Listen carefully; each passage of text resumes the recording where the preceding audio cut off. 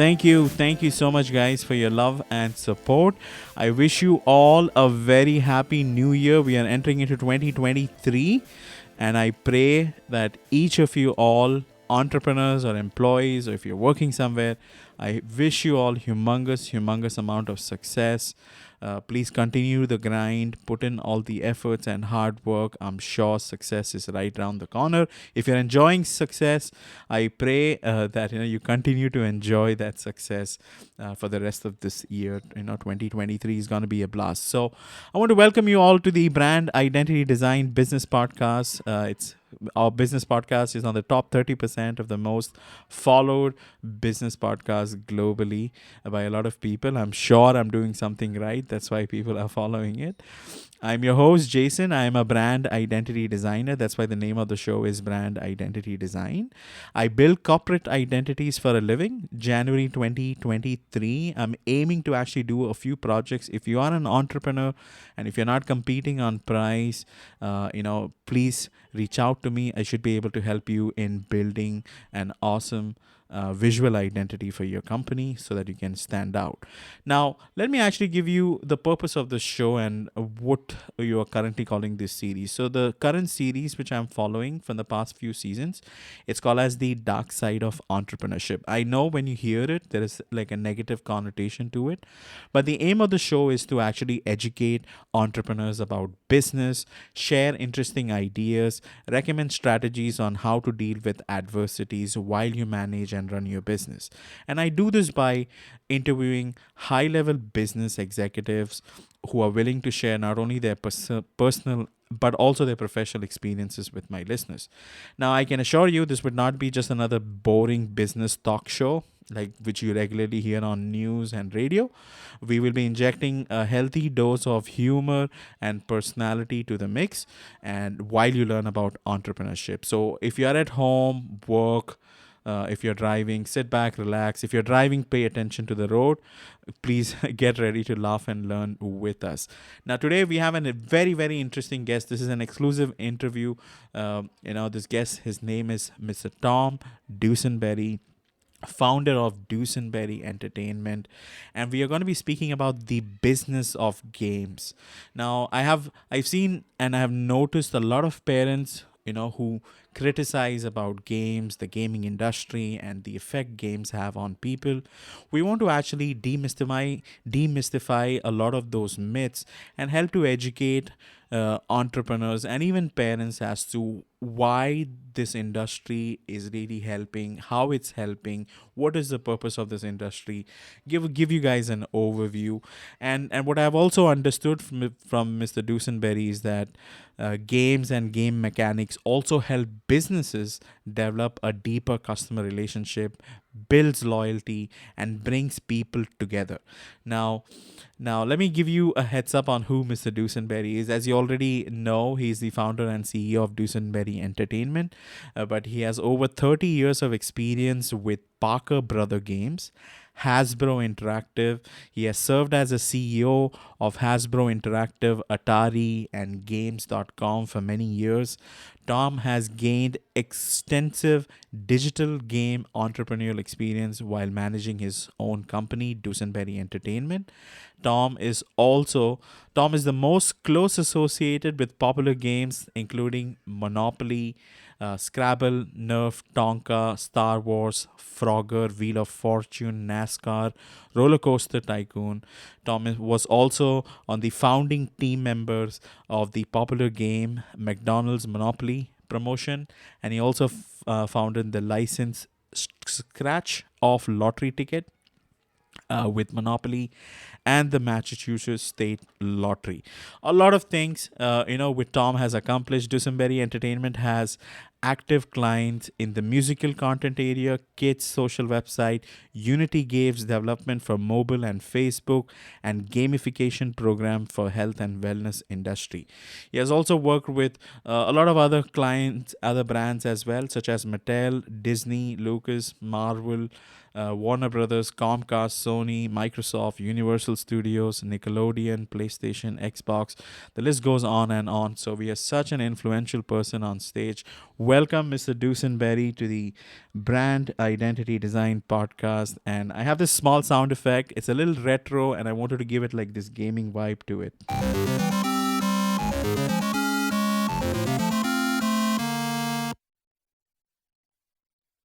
Thank you.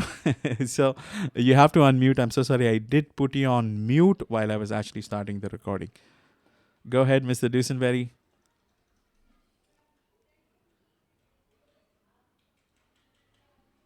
All right, little technical challenges there. Mr. Dusenberry, you have to unmute yourself while you're actually trying to just sort that out. I wanted to actually start off with the interview. I have a few questions which I would like to ask you. Just let me know whenever you're ready. I don't. Go ahead. I'm ready. I'm ready. Okay. All right. All right. I want to quickly give a shout out to Natasha and Jen from Clubhouse. Thank you so much for joining. I want to also give a shout out to Simon and Sarah, who are regular followers of the show. So thank you so much for being here and supporting us. So my first question to you, because before we get into tactics, and strategies and all those interesting stuff, I want to understand who is the person behind the microphone. So would you mind helping our audience understand, by giving us insights about your childhood? What was it growing up? What inspired you to get into games? And you had like an extensive journey from Parker Brothers to Hasbro, and eventually you started your own business, your own company, which publishes and produces games. So this is very exciting. And not only that, when I was just researching a little more, Hasbro Interactive, you were able to have like a 577% increase in revenue from 1996 to 1997. So it started off like 35 million, and you were able to bump it up to 196 within your, while you were in the leadership position. So help us understand, what put you onto the whole gaming arena. Sure. Well, thank you, Jason. I really appreciate it. And it's an honor to speak with each of you today. My background really is that I was born and raised in the Midwest, primarily Des Moines, Iowa. Both of my parents came from farms, and they wanted to get away from the farm and come to the big city. So they came to Des Moines, Iowa. And that's where I began my life. And I had a really good upbringing. My family was very well balanced. We had a great time going through all the different experiences of life. And when I was I always enjoyed playing games. I would play Monopoly and I would play Risk, and I loved to play poker. So it was kind of ingrained in me that I really enjoyed the thrill and the excitement of what games were all about. And interestingly enough, for me, when everybody else went off to college, I didn't get that opportunity, and I needed to go to work. And I found that Parker Brother Games had a manufacturing facility in Des Moines, and I went out and I got a job. So I'm unique in the game industry from a point of view that I actually started on the loading dock of Parker Brother Games, and 22 years later was the CEO. So I had a great opportunity to learn from the very ground up all the way through the entire experience of what games were all about. And so that's kind of like the overview of what my myself is all about. I happen to be married. I've got two children and a dog, and that's all very important part of my life. So I really try to stress work-life balance in everything that I do. And as it relates to my career, I started at Parker Brother Games in Des Moines, and quickly realized that for me to be able to be successful, I had to get to the heart of the company, and that was in the game part of the business. So I transferred out of manufacturing and I moved into sales, and I had a good experience in sales, and that allowed me then to transfer over into marketing. And I had a great experience in marketing where I was able to do international business, and I did advertising, and I built out all these licensing businesses. And that then gave me the opportunity when Hasbro came and purchased Parker Brothers in 1991 for me to transfer out of marketing and transfer into innovation. And I became the head of inventor relations for Parker Brother Games. And Jason, that's really where my career really took off, because I think I found that I was a good, I could identify innovation from a game point of view and really separate out what could work and what couldn't work. And I was also a good deal maker. So I was able to get the inventors to be in the right position to where they would benefit and I would benefit as well. And I got the inventor community to be highly motivated and committed to helping Parker Brothers have the best product in the marketplace. The clearly corporate, Hasbro saw that, and Alan Hassenfeld in particular saw it and asked me to join with him to try to find innovation for the broader Hasbro company instead of just with Parker Brothers. And at that stage, I went back to Alan and I said, what I really think we should do is we should be pursuing interactive entertainment because that's the future of this industry. And that really created Hasbro Interactive. So from 1995 until 2001, I was the founder and the CEO of Hasbro Interactive. And that was an experience of great creativity, great innovation, and fast growth. And I'm really proud of all the products that and the games that we brought out of the marketplace, but what I'm most proud of is the people. And the people that worked at Parker Brothers, or excuse me, at Hasbro Interactive are now the people that are running most of the industry now. And so I really feel fortunate that we had the opportunity to work with and to hire and to collaborate with some of the greatest talent the industry's ever seen. And that continues to perpetuate itself 20 years later. In 2001, Hasbro decided to go back to basics or back to its toy business and asked me to sell my company. So I sold Hasbro Interactive to a French company called Infogrames, and that created an opportunity for me to become an entrepreneur. So from 2001 till today, I've been running Dusenberry Entertainment, where I've stayed in my lane and I've stayed highly focused in the game market. But within that, I've built mobile game companies. I've worked on augmented reality. I'm working on mobile console games and everything involved in the game industry from the industry perspective. And so the way I look at the last 20 years is the first 10 years was highly focused on mobile entertainment, where I built and sold 4 mobile game companies. And the last 10 years have been really focused on licensing and extending license opportunities into the marketplace. So that's where I am today, is that Dusenberry Entertainment is just had one of its best years ever in 2023. And what I'm doing is I'm working with and collaborating with developers and innovators, and then we take the product that we develop, and then we find homes with it with big corporations or places that will be able to market the product and successfully monetize it for us.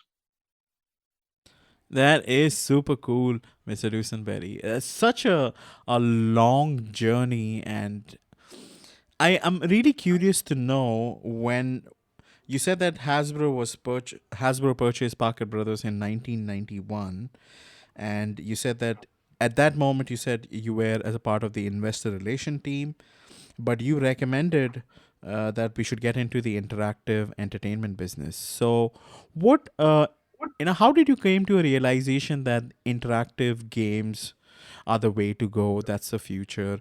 How did you realize that? Were you researching anything by yourself? Is that a pattern or a trend which you observed in the gaming sector? How did you arrive to that conclusion? I think it has to be in your heart, and that is that you really have to believe in something that you believe in the future. And for me, Jason, the journey of the game industry has been amazing. When I first started in the game industry, it was a $50 million global business. I mean, it was a rounding error. Today, it's a $200 billion industry. So a part of my success, I believe, has been in the fact that I was able to pick games, and it's gone through this massive growth experience every single year that I've been involved in the industry. And what I mean by that is and the reason that I did to answer your question is that Parker Brothers was always interested in growth. And so when we moved out of the board game business and moved into electronics, we did electronic handheld products. And not only was it a change from a gameplay point of view, but imagine you have games that you're selling for $4.99, and now all of a sudden you're selling something for $19.99. The difference in impact was huge. And I started to recognize that people would pay more money for a better experience and a more digital experience. From that, then came the Atari era. And the Atari era was amazing from a Parker Brother point of view because we were the number one third-party publisher of all the publishers. We were bigger than Activision, bigger than EA. And the reason for that was that we had Frogger, Hubert, Popeye, Star Wars, all of the great games were coming out of Parker Brothers. But as we all know, unfortunately, Atari came and it went, and it also had one of the greatest disasters of all time from a point of view of collapse. And I think I learned a lot during that period of time as well. So, I mean, all these things are learning experiences for me. Out of the ashes of Atari came Nintendo and Sega. And I followed those businesses as closely as I could and tried to put content into those businesses as much as I could. But Parker Brothers wasn't as committed as I was to that business. So when Parker Brothers was purchased by Hasbro, I was responsible for innovation, and I was bringing a lot of electronics and a lot of new innovation to the marketplace. And from that, I was looking at lots of different trends. And in 1995, my boss at the time and I went out to E3, which was the very first time that that show had ever taken place. And Jason, I was so excited and I was so thrilled that I was busting at the seam with seeing all the innovation and all the growth. And my boss came back to a corporate and he said, Tom Dusenberry should be the guy that should run our interactive entertainment business. And from that point forward, it was like amazing because the entire company of Hasbro coalesced behind me to let me become the head of Hasbro Interactive. So from that, all of a sudden now I've got this interactive business and I wanted to grow from it. And to me, the core was really the internet. So the first thing we did is we went out and actually acquired the name games.com for $35 to be able to start the games.com type business. So out of that period of time, which was 6 years, we went, as you said, from really a business plan to over $200 million in revenues. And during that time, we created great products such as Star Wars, such as Frogger, such as Roller Coaster Tycoon. But equally important, content was king, and that's what I was focused on. So we were able to go out and we acquired Microprose and Spectrum Holobyte. We went out and we bought Atari. And most importantly, we went out and we bought Wizards of the Coast. We were able to get Magic the Gathering and Dungeons and Dragons. And to me, I felt that that was the cornerstone of what the future of the business would be because of the deep, immersive storytelling and great characters that those games had. I thought those would be the future of the industry. And so that's what we were really going after. And that's what became, the future of Hasbro down the road was those products.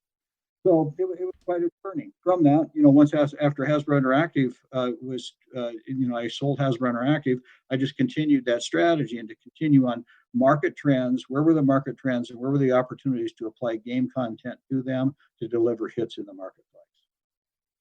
Oh, absolutely. I appreciate you giving us clarity on what's happening, and I'm so thrilled, so excited to hear this backstory about acquisitions, mergers, and what arise. How Atari came into picture, how Nintendo came into picture, story about Sega. I appreciate you sharing all of this. I want to ensure that the audio quality is still all right. So, guys, if you're on LinkedIn or Clubhouse, if you're able to hear Mr. Dusenberry loud and clear, please share the thumbs up emoji right now. I just want to make sure because I was hearing a little muffled sound. So, Natasha, Jen, are you guys able to hear Mr. Dusenberry loud and clear? Please give me a thumbs up emoji. All right. So I think the audio is clear. So let's actually proceed.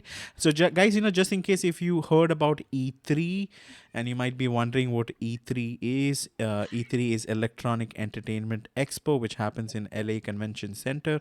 Go ahead, Mr. Dusenberry, if you'd like to share a bit about E3. Sure. It's to talk more generally, to talk about trade shows in the game industry. The game industry always started with Toy Fair, and that continues to exist.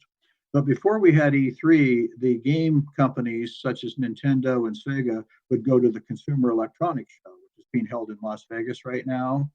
And what happened was that although it was a great show, the timing wasn't quite right, and our industry had gotten so big it kind of needed its own industry. So what we did as an industry is we decided to become our own trade show, and that was the Electronic Entertainment Show, which is called E3. And what was phenomenal about E3 was the fact that all it did was focus on interactive games. So whether it was PC games, whether it was video games, whether it was mobile games, they were all focused in one area. And amazingly, with the LA Convention Center, we were able to bring 40, 50, 60,000 people together over a 3-day period of time to celebrate games. And it was a great experience for us because that's where all the retailers came, that's where all the licensors came, and that's where all the manufacturers were to be able to do business and to be able to compare. And what has happened since then is that E3 continues to exist, and it's primarily like a publisher show. But now what has happened is that we have the Game Developer Conference, and that is a trade show that is as big as E3, but it is focused on content, game development, versus E3, which is focused on game publishing and consumer relations and public relations and all those types of activities. Thank you so much for giving us more clarity on this, Mr. Dusenberry. Let's actually, expand our conversation and go a little further. I see a lot of parents, having issues with games in general, and I'm not saying it's good or bad. I would highly recommend you guys to listen to the conversation and you determine, what's good, what's bad. So, could you demystify some of the myths, this negative connotation which people have? Like, for an example, extended hours of gameplay affect people, children's vision. Violent games drive violent behavior among teenagers. Some parents also say games can affect a child's social skill, and these are concerns which, even including myself, I'm also worried about. I'm not into games, but I'm also concerned. So, could you help our listeners demystify these myths, or maybe put light on it, educate my listeners why gaming is not that harmful as it seems? Maybe you can share some pros and cons. Yeah. So first of all, I understand the hesitancy towards games because, compared to reading a book or going outside, that's what we always hear is why do we have to people to play games? And to me, it's just an alternative. So the first thing I would say is that there's a time and a place for everything, and the games is no different. So if your child is playing 16 hours of games every day, there's probably a problem. But on the other hand, if your child is doing its homework, they're doing their sports after school, and they're getting in some gaming time, it can be a really, really good experience. So, to me, it's partially responsible for the player to be able to kind of manage himself, but the parent has to manage themselves as well as it relates to what the type of gameplay and how much they play. It has to be regulated from the parental point of view. And when it comes right down to it, there, although there are issues as it relates to longevity and people going into spending too much time in a certain game, the vast, vast, vast majority of people that play games do it purely for the entertainment value that they get out of it, and there's no repercussions associated with it. Thank you so much for clarifying and explaining that, because there's a time and place for everything, guys. Anything in excess, can be a problem. So I appreciate you sharing that. Now, based on my research before this interview, the global gaming market size, as Mr. Dusenberry correctly said, it's around 202 $0.7 billion as of 2022, and IMARC group experts state that the market is expected to reach to 343.6 billion by 2028. We are expecting a compound annual growth rate of around 9.8% between 2023 to 2028. So I want you to backtrack on the history of games, because you highlighted in your bio that there was something exponential which happened back in 1973. So could you take our audience back to that golden era and help us understand what made this era, like the golden era of gaming, and why it is so important? Yeah, sure. So, if you think about games for the history, they've been around forever. I mean, card games have been being played forever. Board games such as chess and checkers have been around forever. So games have been a part of society for many, many generations. But what began to happen, and the reason I was hired into the game industry was that games was going beyond 2D flat dimensional cards or cardboard. And for the first time, plastic was being introduced into the marketplace. And that was the first really game platform transition that happened in the market. And what plastics really represented was a chance for three dimensions, for being able to bring characters to the game, being able to bring more personality to the game. And that then began the phase of saying, okay, what else can we do to expand the game experience? And I really believe that this was where the beginning of our $200 billion business is today. And from that, then we started to explore with electronics. This is all pre-video games, and that is that we started to look at handheld games. We started to understand that bleeps and blips could really work well from a point of view of football games. And we had a very popular game called Merlin, which was a handheld game that allowed you to do puzzle type activities within the game. And each of these different platform transitions also had a meaning in the game industry because they had different price points associated with them. And higher price points, with the same amount of sales, generates bigger revenue. So it was a bigger opportunity within the game industry. And then along came Atari. And Atari really changed the game industry forever because of the fact that it really showed that interactive entertainment could be a great experience. Even at the 2-bit and the 4-bit level, those were fun games to be able to play. And so then what happened from that point forward was that hardware continued to advance and game designers continued to understand and reinterpret what the hardware capability was, and more games started to come out. So we started to see Sonic the Hedgehog, we started to see Mario, and these games all of a sudden had character development in relation to the interactive entertainment. And that then really spurred on the biggest change, I believe, in the industry, and that was Windows 95. And that all of a sudden made the computer a multimedia experience. And so now, between the video game and the PC games that are multimedia, now the opportunity is just almost endless as it relates to what you can do with different types of games. And that's where the explosion really happened. And from that point forward, we've continued to see expansion in game platforms. And then all of a sudden in the 2000s, we saw mobile entertainment. And what's been amazing about that platform is the fact that it is now 50% of the total game industry is now in the mobile entertainment area. And a big reason for that is that people need to have a phone, that it becomes a game platform. And interestingly enough, and everybody in the world now has access to a game platform because of the mobile device. So to me, it's just been continuing to grow in technology and creative design to be able to make the experience today that we have. Absolutely, absolutely. I love what you have shared. This is very, very insightful. Guys, please follow Mr. Dusenberry over LinkedIn, and please give him some love, because this is so amazing, because so insightful, and I'm learning so much, as we're going ahead with this conversation. Now, since you spoke about handheld devices, again, I did some global gaming market research about consoles and other things. So the global gaming market share by device type in percentage. So the gaming console takes about 40%. Computers takes about 30%, and mobile and tablets currently at 30%, and expected to rise. GPU, CPU, game engine, hardwares for gaming is also another gigantic market, is working complementary to the gaming industry. So my question, because you highlighted about plastic, which helped, with the innovation of plastic, help you to get into 3D. And that's kind of one of the reasons why a lot of boom happened. So now, since we are seeing fossil fuels coming to an end, and we see the technology being evolving, new introduction of 5G technology, cloud gaming, and all those streaming services happening. So how do you think the gaming industry will be evolving with the help of technology, with lack of resources like we used to have, especially plastic? And what would be the future? And do you think computer and gaming consoles will become obsolete at some point?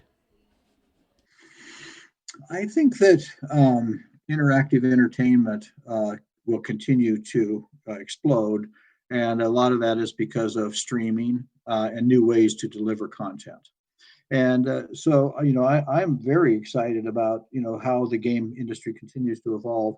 I truly believe that although it may not be a game console specific device, game consoles will be critical because they're the interactive entertainment experience that the consumers are looking for, although it may be embedded in a device that also offers streaming and social media and all kinds of other entertainment value that the consumer is looking for.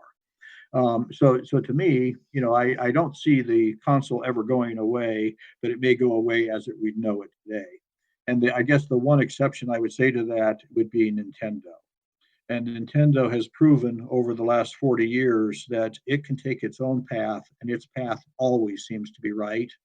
And so I find interestingly enough, where people have, pretty much given up on Nintendo 5, 6 years ago, Nintendo is probably one of the bigger devices right now because it's got such a huge fan following, and that fan following is very loyal to the Nintendo base, and I think that they like a Nintendo specific platform. Thank you.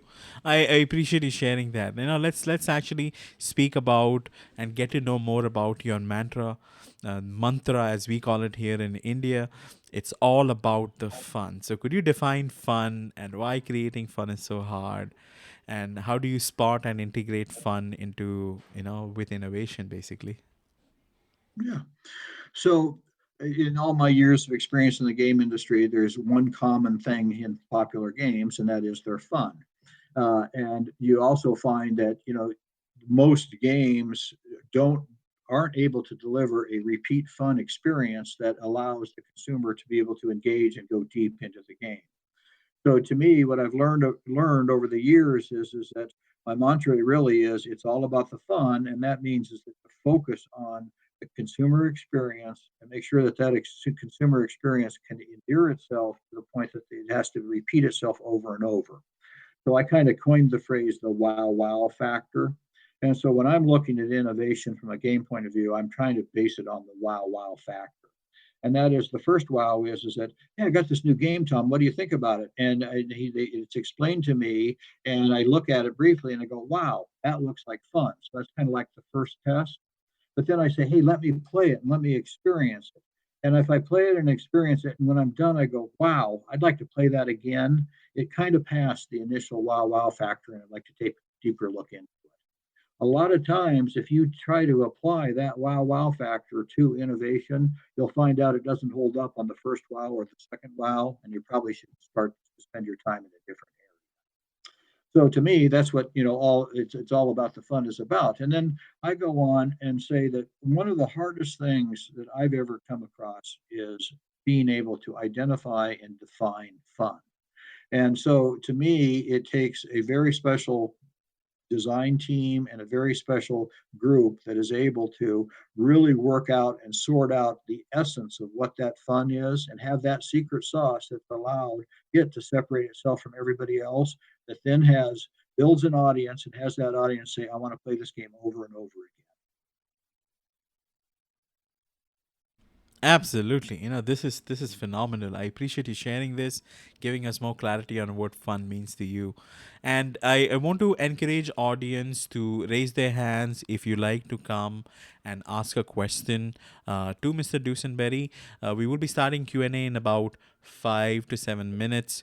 And welcome, America's Supermom. She's a good friend of mine. Please continue to be on stage. Jose, Peggy, Bobby, Simon. Simon is a good friend from the marketing team listening to us on LinkedIn. Simon, you're welcome to come up. Divakar sir from the sales champion team, thank you so much for your love and support. You're welcome to come up and ask questions directly to Mr. Dusenberry about the gaming industry or anything you have. Alexander, Wade, Tamir, and Mark, and Natasha and Jen on Clubhouse. You guys are also welcome. So, let me deep down a little further. Now, I want to speak about investment opportunities within the gaming industry because as a lot of complementary businesses work along with games, not just people who develop and publish it, consoles, CPU, GPU, stuff like that. So, and I have not really seen entrepreneurs or investors, angel investors, specifically speaking about investing on games or things with which part which includes the gaming industry as a whole.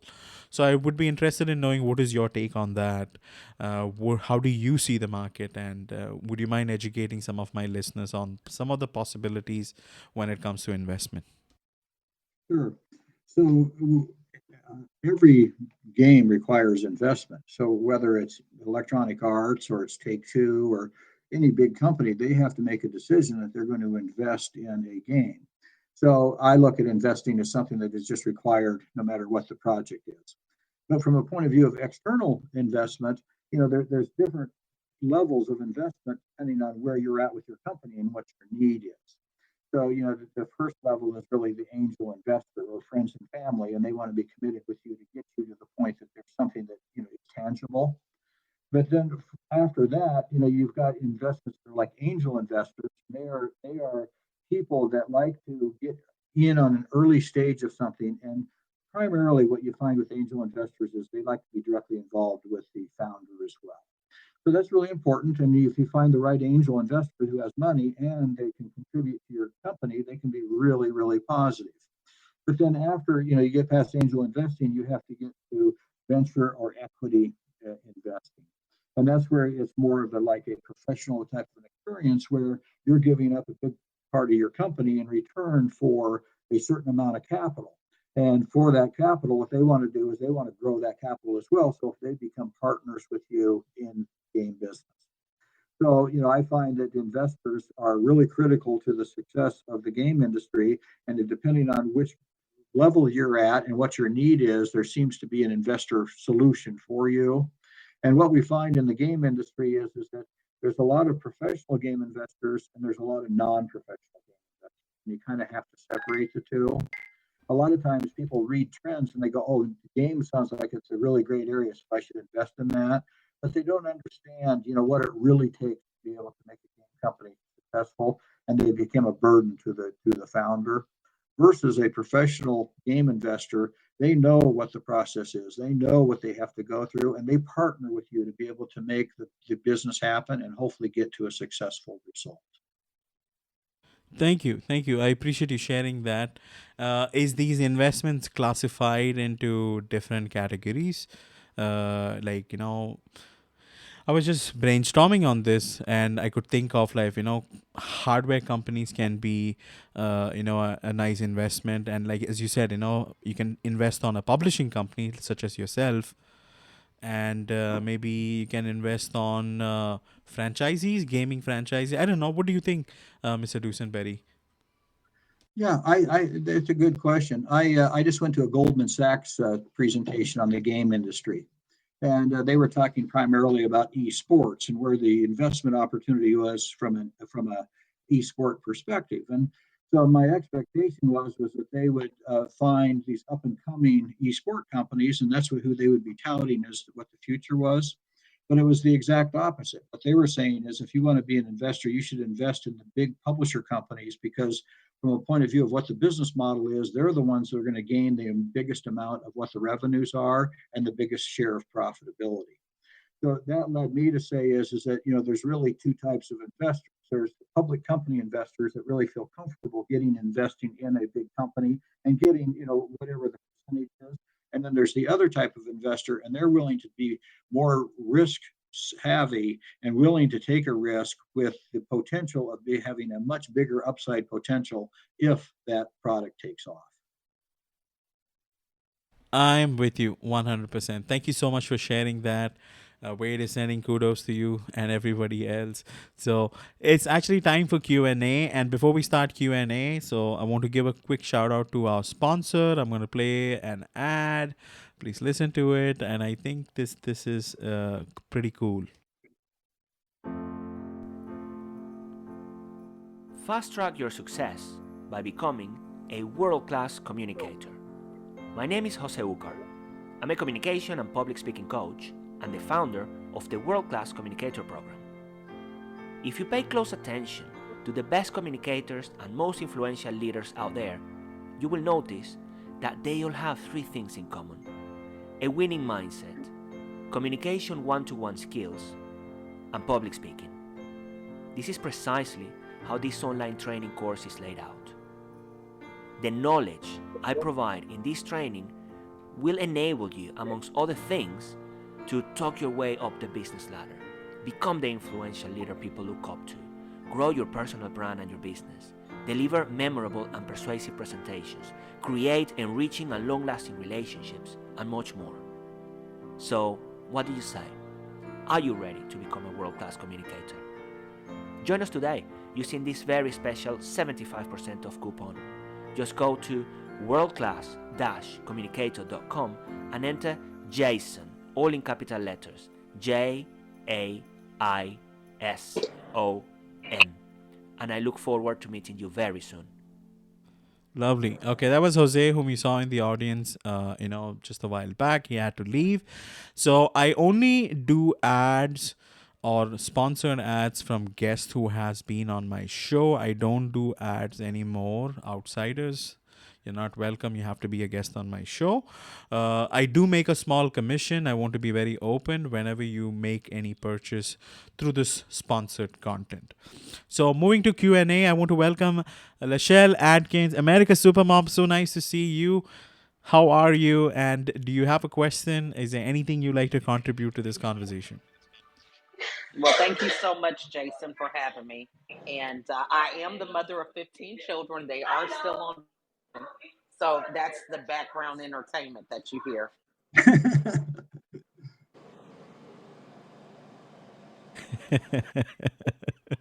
I think my question is, how have you been able to use the concepts of gamifying for your staff or other areas of your life? I still have 10 kids at home, and, thinking about gamifying chores or certain things that could help me to connect with them better. So that's really the basis for my question. And thank you for having me today. Yeah, that's a great question. And to me, gamification comes down to two key things. One is a leaderboard, so you can compare yourself to others as it relates to whatever your task or assignment is. And the other is badges. I don't know. The audio sounds a little choppy, Mr. Dusenberry. I hate to interrupt you. America's SuperMom, were you able to hear Mr. Dusenberry? It did kind of fade or something. Something changed. Okay. So, Mr. Dusenberry, could you check just the microphone just to make sure?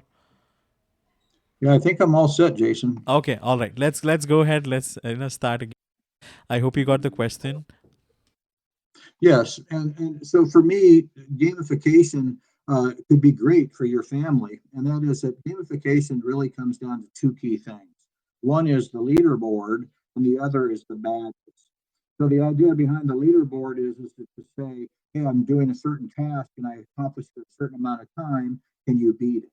And so like in a game like Scrabble, it's, I got so many points. How can you play the game and get more points? So the leaderboard is very critical. But then equally important is recognition for accomplishment. And that's where the badges really come to play. And maybe what you could do in your family as an example is that you set a badge, you have 12 badges for the year for the 12 different months. And as a child accomplishes something within that month, they get that badge. And, at the end of the year, hopefully your children all have, 12 badges. And if not, they can look back and they can reflect and say, what could I have done different to be able to make mom happy and to do the chores that she asked me to do.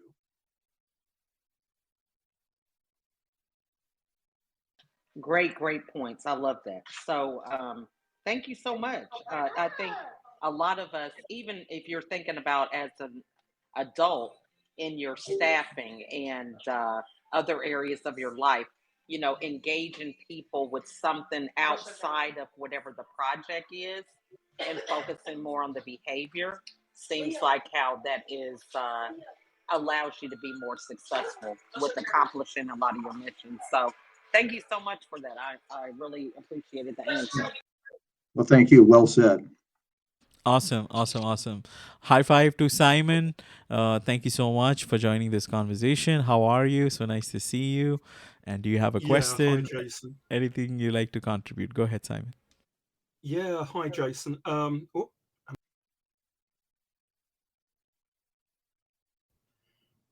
Hello, can you hear me? Yeah, we can hear you. You placed yourself on mute. How embarrassing! Sorry, I couldn't see it. I couldn't see the green circle on the screen.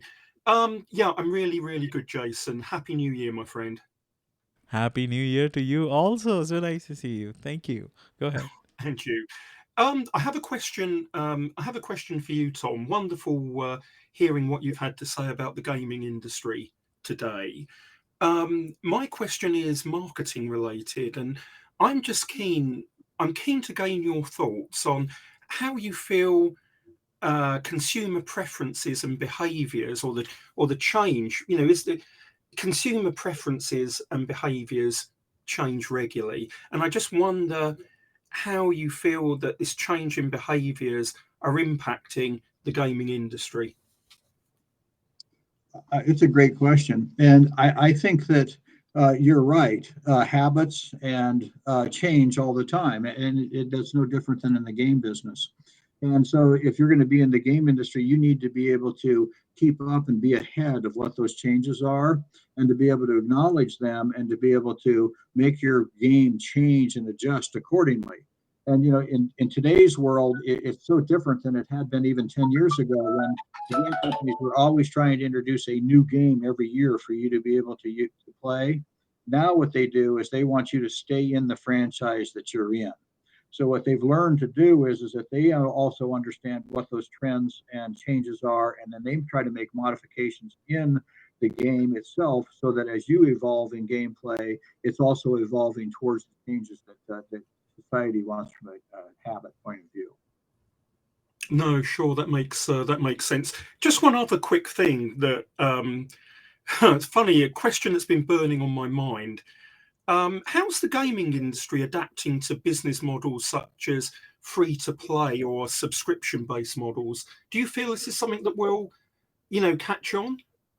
Yeah, I think that to me, it depends on which genre you're in. But like in the mobile area, it's all free to play. And so, if you play a mobile game right now, you're probably not spending a lot of money on it. But every time that ad comes up and you have to watch it or wait for it, the publisher is getting 2 cents for that. So, Sure. so that is the vast majority of people are willing to wait and watch ads. But then that comes into the subscription model. And many people say, hey, I want to have a more immersive experience. I don't want all these different interruptions. So I'm happy to pay a subscription price, and then to be able to have free gameplay as it relates to what the experience should be. So to me, I think that free to play is here to stay. I think it's very viable, but I also think that as players evolve, the subscription model becomes very attractive, because I think it's a better experience. Oh, awesome. What can I say? Thank you ever so much, Tom. That was really insightful. Thank you. Thank you, Simon. Awesome. So Simon, just in case if you guys have follow-up questions, please do not hesitate. I don't like to interrupt anybody who joins the stage.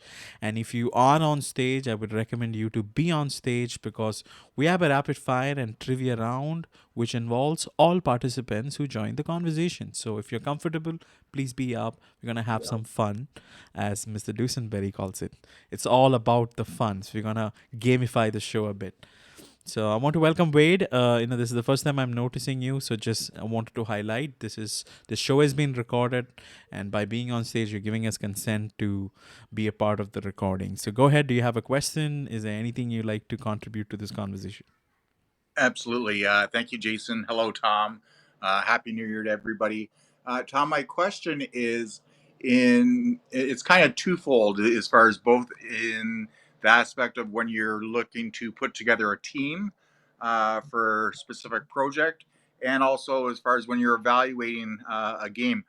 How do you evaluate, as far as the duplicatable success that you've had in other games, to make sure that you're ensuring the success of a game that you're just about to launch or put together, as well as the duplication of the success of the team that you've put together?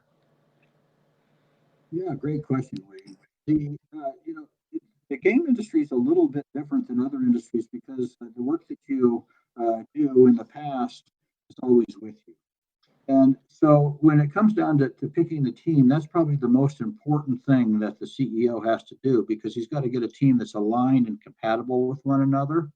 Mm-hmm. And what I find is that if you're brand new, it's a bit of a challenge, and you have to kind of be a part of a team. But if you've been around the industry for 5 or plus years, probably the most important thing that you can do is to show the work that you've done.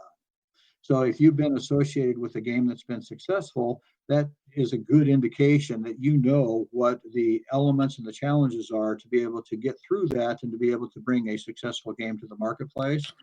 Whereas if you have somebody that you're looking at and they've been involved with 7 or 8 different games and none of them have really made it in the marketplace, something wasn't working. And that's kind of a red flag from my point of view. So I do think that in addition to who the person is and what their personality is and what they say their education is, a lot of it is in proof of performance as it relates to what their situation has been in the past. So that is very, very important from a game design and a game development point of view. And as it relates to marketing, when I'm looking for marketing people, I'm looking for people that are a little bit out of the box, to be honest with you. And the reason for that is that everybody can do traditional type marketing, everybody can do traditional publishing, but what's that differentiator that you can have that can really make your game successful? And it all goes back, Wade, to these 2 key issues in game, and that is, do you have a fun game and can you find an audience? And interestingly enough, they're kind of, the people that are developing the fun game, they need to interact with the people in the audience all the time. But those audience people need to be particularly focused on what is the genre, what is exciting about that game, and who is the audience that I can find and then bring them over to my game to enjoy it. Very good. Thank you so much. Love that. Wade, do you have a follow-up question, Wade, before we move on? Yeah, as far as getting back to as far as the duplication aspect, as far as what is it that you really find as far as when you're looking at or evaluating a game that's been brought to you, how successful it could possibly be? Well, other than the wow factor, then it comes down to what genre are you looking at. So a lot of times, you have like the greatest game in the world, but it just is something that a game area that is not necessarily populated. That's a much bigger challenge than finding a game that's in a genre that is pretty successful that people can easily say, oh, I'm enjoying this game, but I'll try your new game because it's got something different to it. And then you've got a big audience, and that big audience can, lead to success. So the demographics and so forth come into a huge aspect in that area. Yeah, it's amazing because when you think about the game industry, most people think it as kids playing the games. But interesting statistic is the average age for females playing games is 44 years old, and the average male that's playing games is 35 years old. So what that says is, yes, the kids are definitely playing the games, but those kids that were playing games 20 years ago, they're still playing. And what women seem to love is casual games that are competitive, but more importantly, cooperative. And they like a community. They like to go in and play their hearts, or they like to play bridge with other people because they feel comfortable there. And that sense of community is really important to them. Very good. Thank you so much for your time. Thank you, Wade. Thank you, Wade. Those are lovely questions. Simon and America Supermom, do you guys have any follow-up question before we move on? I love that part that he mentioned about the average age for women and men with the gaming that they play for that age. But my question is, what components are in the game that create the longevity of a player? So, I just remember when I was young, I played Pac-Man and games like Centipede, and I remember Atari and things of that nature. So what element of the game makes it where it transcends time, where you're always interested in that? Now, I was a high performer in school, so I don't know if maybe that has something to do with it as well.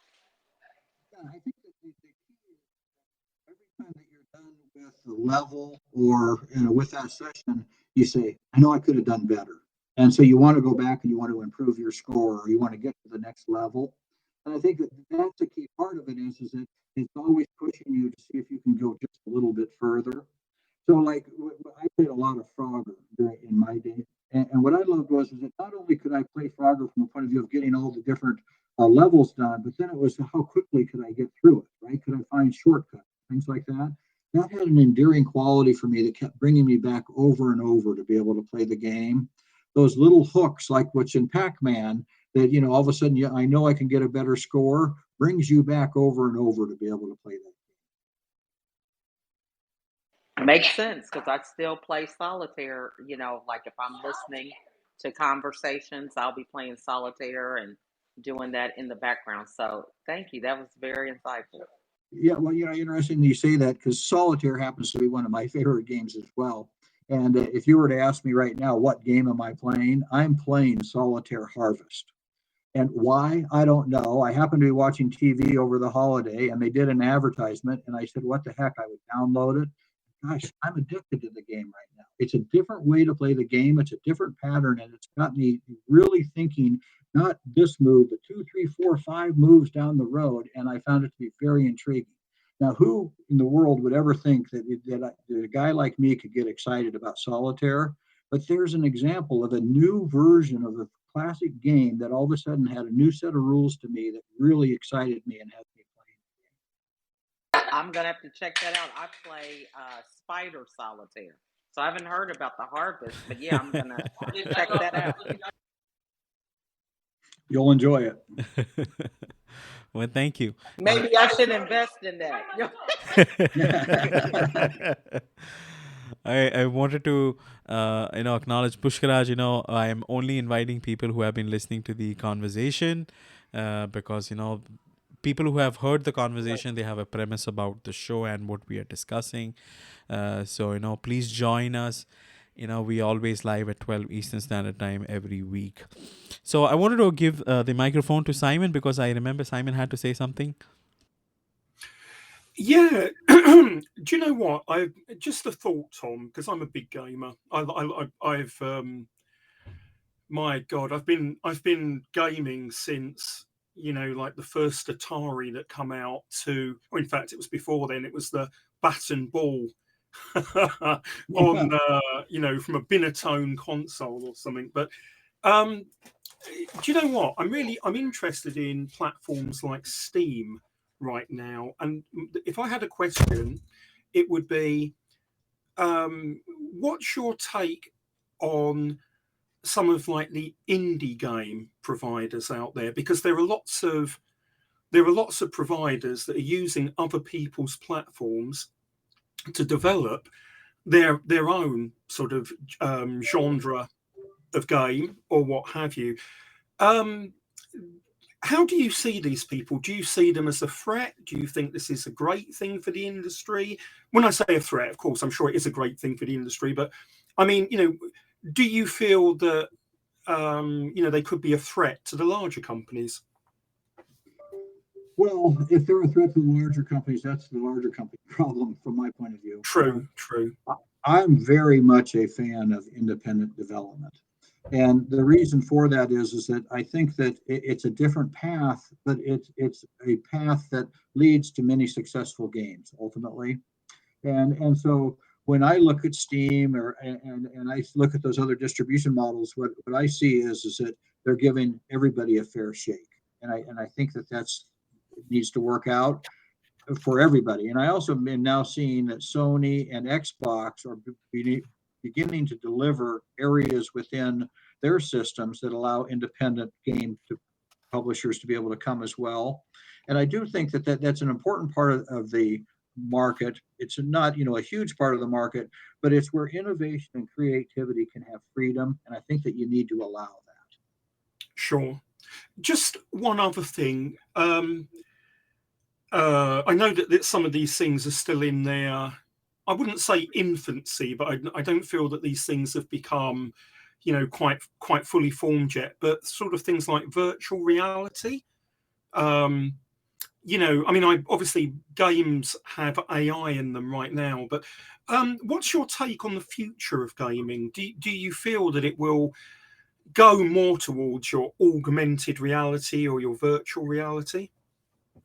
Well, I think the game industry is in a very good position, and that is that the game content and the game experience is better than ever, and what we're seeing is an evolution, and it's truly amazing. But now more people go to Twitch to watch people play games than actually play games.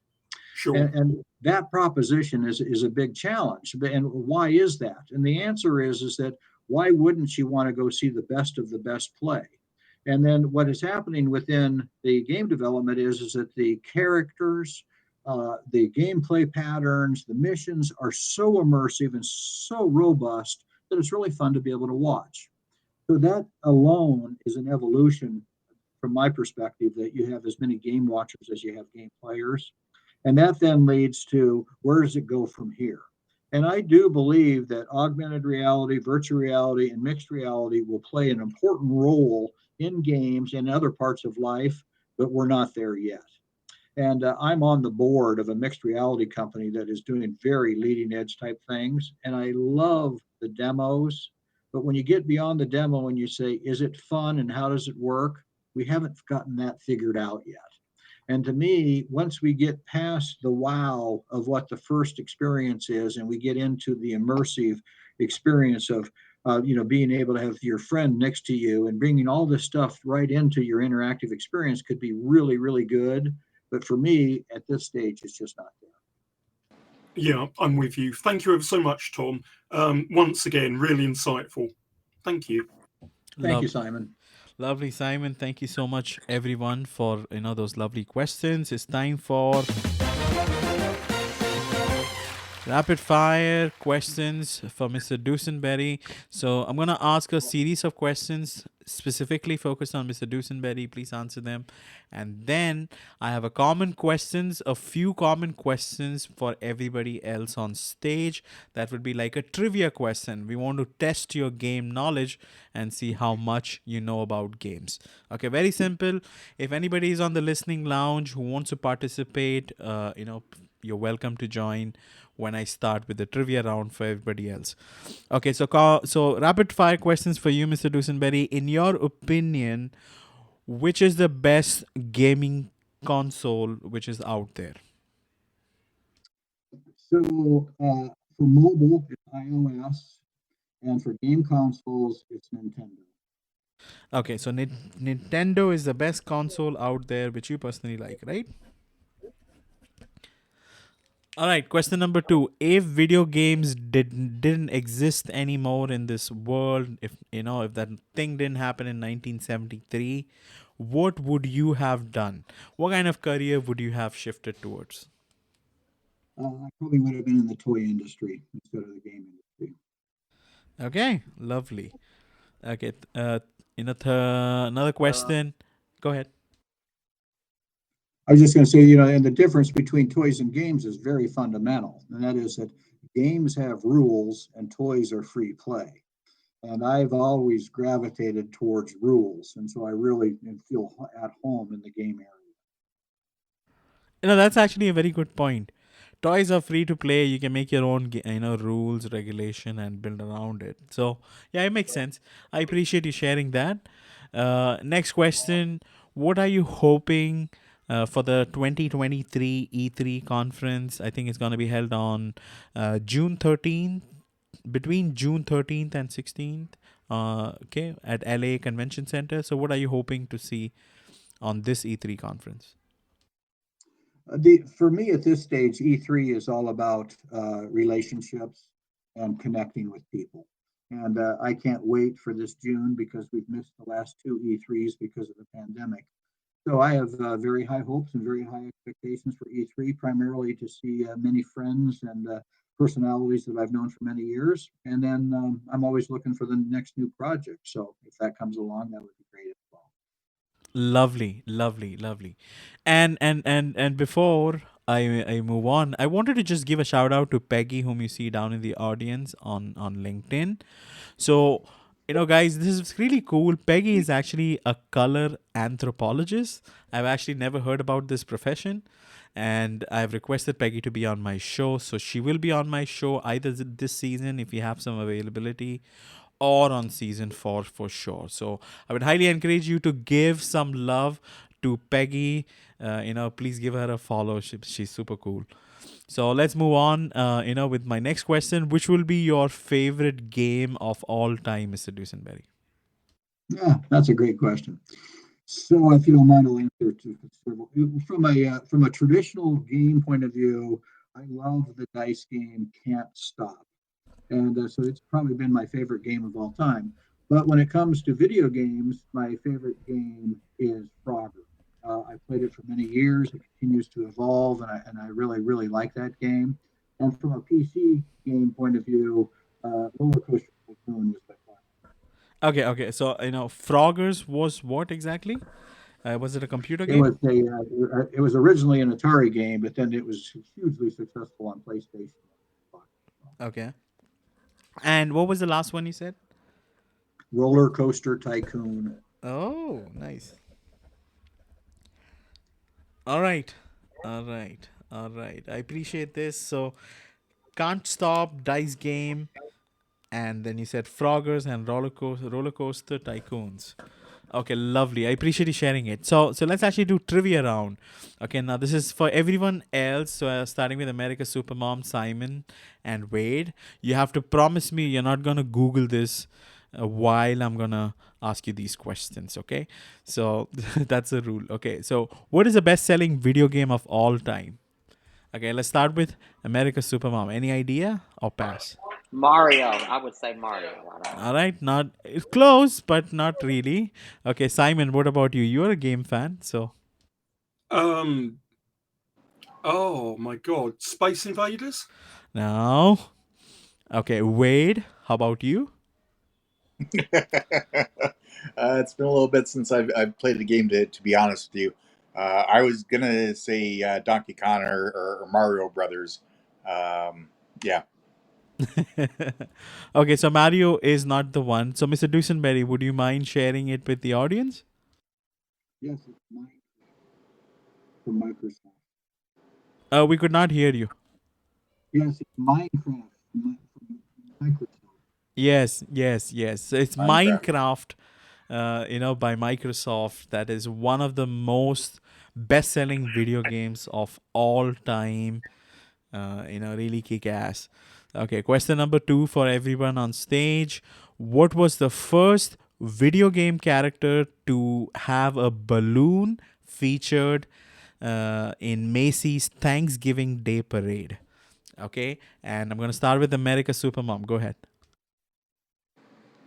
The first video game character. Yeah, I'm gonna those say big Mario. balloons on I Thanksgiving. don't know. I'm gonna go back with Mario again. Okay, how about you, It's Simon? gonna be one of those answers. No. Okay, Donkey Kong. No. Okay, how about you, Wade? I was actually thinking Pac-Man or Donkey Kong. All right, no, that's not really the one. So Mr. Dusenberry, go ahead. Yes, so the answer is you were on the wrong system because it was Sega and it's Sonic the Hedgehog who was in the Macy's Day Parade. There we go. so Sonic the Hedgehog and Mr. Dusenberry spoke about this during the interview as well. So it was sponsored by Sega. Thank you so much. And one last question for every participant: What's the popular dining franchisee? Which popular dining franchisee is the founder of Atari responsible for? McDonald's.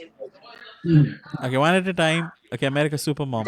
You said the dining, not the Rainforest Cafe? No. I don't know. A popular dining franchisee is the founder of Atari responsible for. So Atari has been featuring this dining franchisee, promoting and supporting it quite a lot. Any idea, Simon? How about you? Oh my God, I don't know. Wendy's? No. It's either Burger King, maybe, or McDonald's. I don't know. How about you, Because Wade? I'm just thinking about the Happy Meals, right? So the answer is the founder of Atari is Nolan Bushnell, and in addition to creating Atari, he also created Chuck E. Cheese. Chuck E. Cheese, guys. And Chuck E. Cheese, it's the restaurant where you go in for your children's birthday parties, and they have Know it well.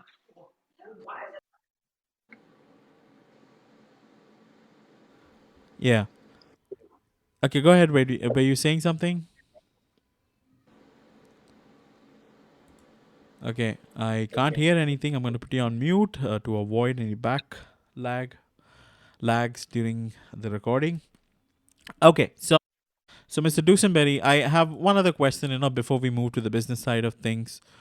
We all want to be remembered for a lot of things.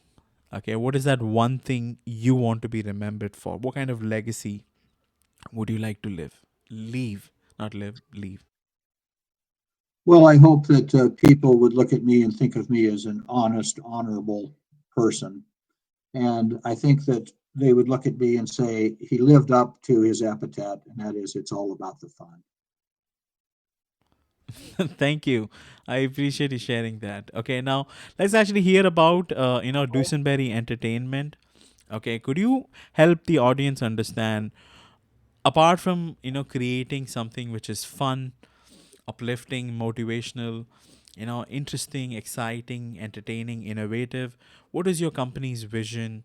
Where do you see your brand heading in the future? Yeah, so Dusenberry Entertainment really is focused on three major areas. We do consulting, we also do strategic or board work, and then we really focus on innovation and creativity. So within that, with the innovation and creativity, I create myself and invent myself, but I also like to collaborate with other inventors and creators to build things, make happen. And then I can either license out the idea to somebody or find a license that applies to the idea and bring it to it. So those are kind of what I do every single day. And then I also, when companies are either at a certain stage, they need strategic help, they need relationship help, they need some type of consulting help, I'm there to be able to come in and be an extra hand on a strategic and a senior level to be able to help that company get to the next phase of their business. That is super, super cool. Now, would you mind sharing some of the recent projects and body of work which your company was able to deliver, maybe 2022, and what can we expect for 2023? Yeah, the most of the work that I do is under confidentiality, non-disclosure agreements. So a lot of the projects are work in progress. But most recently, I finished a NASCAR business called NASCAR Heat, which was in all five of the different systems. And that has met with great success in the marketplace. In fact, we sold that business to Motorsport Games, so that was a good exit for us. And then I also have recently gone in and I've worked with a toy company called Connect and created interactive entertainment experiences for them that help them with their roller coaster product. So those are two of the initiatives that I do. And then I'm also on the board of a company that does global health through play. And with this, it's a yoga-based company, and it's interesting because we're taking the yoga experience with a very special character called She and creating an entire brand franchise. So for the first time, we're taking a commodity such as yoga, and what we're doing is we're adding intellectual property to it and creating a platform. So it's more than just a mat; it's the mat, and it's social media, it's a mobile device, and it's apparel. So we really work on, what is the opportunity to create a bigger sphere in the marketplace that creates more impact for the partners that we have and the consumers that want to purchase. Absolutely, absolutely. Would you mind sharing with our listeners how they can reach out to you? What kind of potential businesses, can take advantage of your services? And I'm sure, there is a price point associated to it. What businesses would you encourage reaching out to you, and how they can reach out? Yeah, so Dusenberry Entertainment can be found at www.dusenberryentertainment.com. You can also find me on LinkedIn. And so those would be the two primary access points, and feel free to email me. And the type of projects that I work on are projects that I stay in my lane, and that is that they have to have some type of game related to them. But because of my experience, I can almost solve any problem that the game company has. So that's why I try to position myself as a one-stop solution in the marketplace. And I want you to do what you're best at, and then I want to help you what you're not best at to make sure that that is as powerful as what you are, to maximize the opportunity and to make sure that you have the best shot possible to make your game successful. Awesome.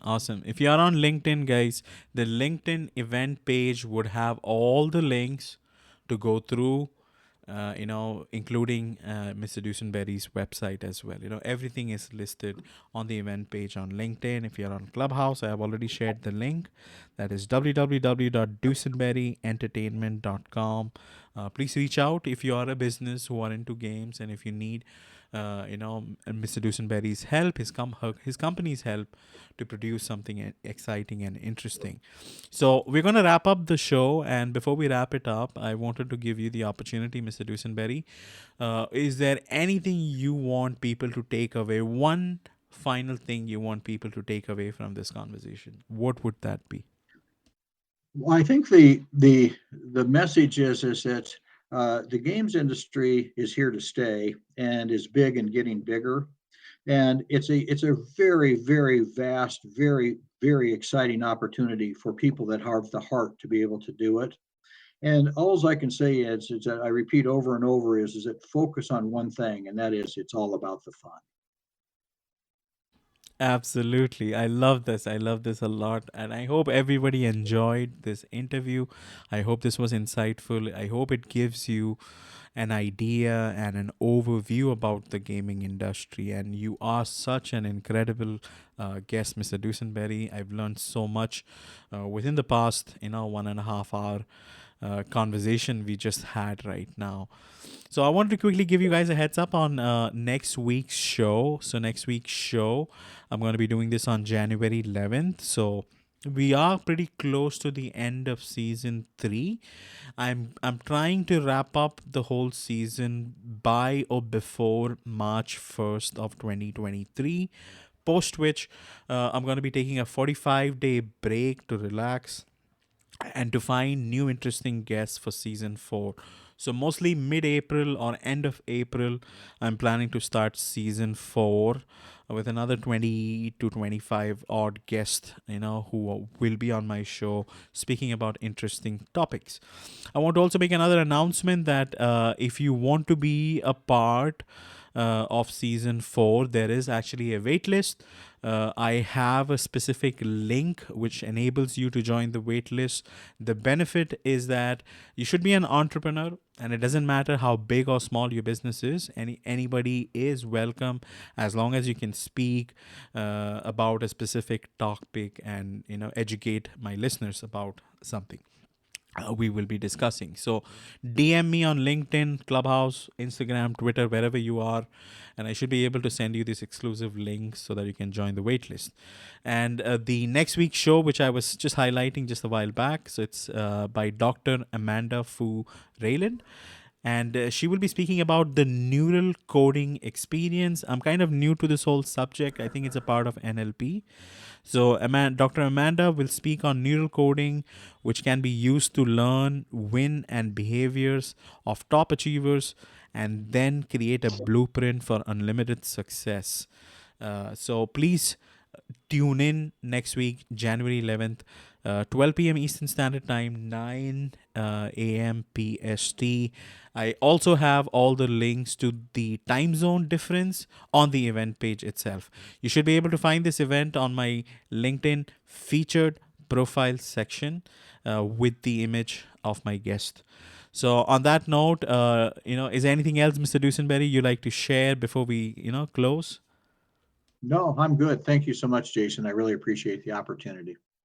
Absolutely. So, guys, you take care of yourself. Have a lovely morning, evening, afternoon, wherever you're in the world. Please stay in touch, sending good vibes to each and everyone. And please follow the show. Give it a like. Please give it a review too.